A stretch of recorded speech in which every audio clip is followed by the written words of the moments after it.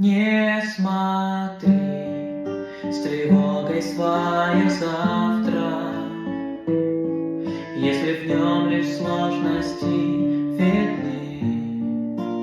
Бог все может изменить внезапно.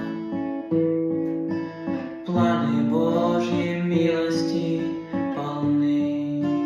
Богу провести тебя несложно по дороге, что внушает страх, потому что Богу все возможно, и весь мир лежит в Его руках.